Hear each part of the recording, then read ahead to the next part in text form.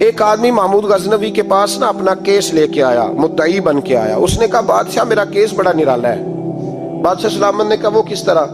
کہنے لگا یہ میرے پاس ایک تھیلی ہے، میں نہ سفر پہ جانے لگا تو یہ تھیلی پوری ہیروں کی بھری ہوئی. فلاں علاقے کے جو قاضی صاحب ہے نا، میں جاتی دفعہ میں کہیں سفر پہ جا رہا تھا تو میں ان کے پاس چھوڑ گیا کہ رستہ لمبا ہے، کہیں کو مجھ سے چھین نہ لے، ہیروں کی بھری ہوئی. کچھ دنوں کے بعد میں واپس آیا ہوں، قاضی صاحب نے مجھے تھیلی واپس کی ہے تو اس میں ہیروں کی بجائے کھوٹے سکے نکلے. اب میں نے قاضی صاحب سے کہا ہے تو قاضی صاحب تو میرے گریبان تک آتے ہیں، وہ کہتے ہیں بتا کہیں سے پھٹی ہے، کھلی ہے؟ وہ جس طرح ٹانکے لگا کے تو نے سی تھی اسی طرح لگے ہوئے ہیں کہ نہیں؟ تو حضور لگے بھی بالکل اسی طرح ہے، نہ پھٹی ہے نہ کھلی ہے.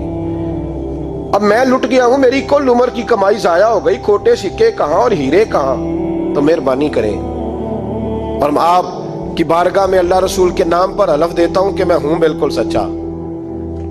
محمود غزنوی کہنے لگے تو جا، تھیلی چھوڑ جا، اور جب میں تجھے بلاؤں گا پھر دوبارہ آنا.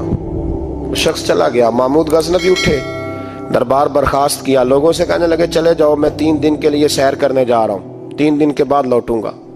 اکیلے جب رہ گئے نا محمود دربار میں تو محبوب نے چھری منگائی. وہ جس تخت پہ بیٹھتے تھے وہاں گدا بچھا ہوا تھا، یہ گدا پڑا ہے نا، وہ گدا بچھا ہوا تھا. محمود نے چھری کے ساتھ اس کو پھاڑ ڈالا اور چھری جیب میں رکھی نکل گئے. کہنے لگے میرے بعد کوئی میرے دربار والے احاطے میں داخل نہ ہو. محمود چلے گئے. اب وہ صفائی کرنے والا جب آیا نا، اس نے آ کے دیکھا تو گدا تو پھٹا ہوا ہے. اس نے شور ڈال دیا، پہرے دار بھی آ گئے، فلاں صاحب بھی آ گئے، فلاں صاحب. اس نے کہا وہ خدا کے بندو، اس کا گدا پھٹ گیا ہے، وہ تو مار ڈالے گا. اس نے کہا تھا سوائے صفائی اور نگرانی والے کے دوسرا آئے کوئی نہ، اور یہاں آیا بھی کوئی نہیں. پہلے دن ہی پھٹا ہوا ہے تو لٹکا دے گا سب کو، کیا کریں؟ شور ہو گیا، سارے دربار کے ملازمین اکٹھے ہو گئے. ایک بندہ بولا، کہنے لگا فکر نہ کرو، میں کیسے بندے کو جانتا ہوں، اس طرح سیے گا کہ جس نے پھاڑا ہوگا اسے بھی پتہ نہیں چلے گا کہاں سے پھٹا تھا. ایسا بہترین رفو کرے گا کہ پتہ بھی. اس نے کہا یار ہم سارے 1 مہینے کی تنخواہ دیتے ہیں، تو بندہ بلا. وہ بلا لیا اس کو، اس کا نام محمد رفو گر تھا. وہ آیا، اس کو گدا دکھایا، اس کا یار اس طرح سینہ پتہ نہ چلے. اس نے کہا فکر ہی نہ کرو، میں بڑا کاریگر ہوں. بڑے بڑے کاریگر لوگ نہیں ہمارے ملک میں پائے جاتے، کوئی نشان چھوڑتے ہیں پیچھے بڑے.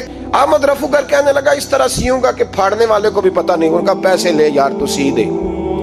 اس نے سی دی، اگلے شام ہی لا کے بچھا دیا گدا. تیسرے دن بادشاہ سلامت آئے، آ کے پہلی نظر گدے پہ ڈالی. اس نے بلایا سب ملازمین کو، کہا کس نے سیا ہے؟ کہا جناب کیا ہوا؟ کہا یہ پھٹا ہوا تھا. کس نے؟ کہا نہیں پھٹا ہی نہیں. وہ کہنے لگے بنو بات، میں خود پھاڑ کے گیا تھا، تو بتاؤ صحیح سیا کس نے ہے؟ کہا جناب آپ پھاڑ کے گئے تھے تو بتایا کیوں نہیں؟ فرمانے لگے اسی لیے تو بتایا نہیں تھا کہ تم خود تحقیق کر لو، بلاؤ بتاؤ سیا کس نے. تو بلا لیا، احمد رفو گر آ گیا. اس کو جب بلا کے سامنے بادشاہ کھڑا کیا، کہا بھئی تم نے سیا ہے؟ کہنے لگا حضور آپ کے سارے ملازم کٹھے ہو کے آئے.